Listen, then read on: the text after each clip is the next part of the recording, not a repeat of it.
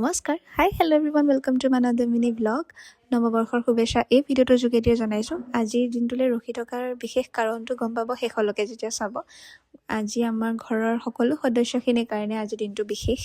মই ৰাতিপুৱাতে সোনকালে শুই উঠি আজৰি হৈ ল'লোঁ মূৰে গাই ধুই আৰু পিছফালে গৈছোঁ ৰ'দ ল'বলৈ বুলি তেনেকুৱাতে তীখৰ গুটিকেইটাও আহিছে মোৰ লগত ৰ'দ ল'বলৈ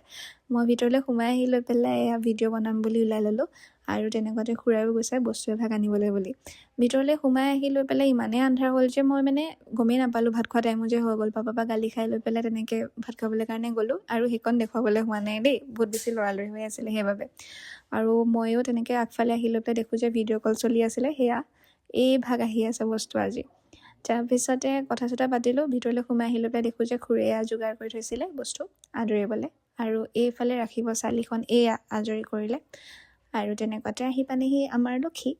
নতুন বছৰ বুলি এতিয়া গম পালে কেলৈ কৈছিলোঁ বিশেষ বুলি আজিৰ দিনটো এইটোৱে আছিলে কাৰণটো তাৰপিছত খুৰীয়ে এনেকৈ আদৰিলে আমাৰ ফালে এনেকৈ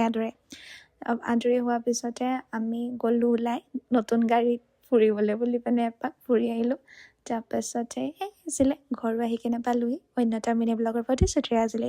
থেংকছ ফৰ ৱাচিং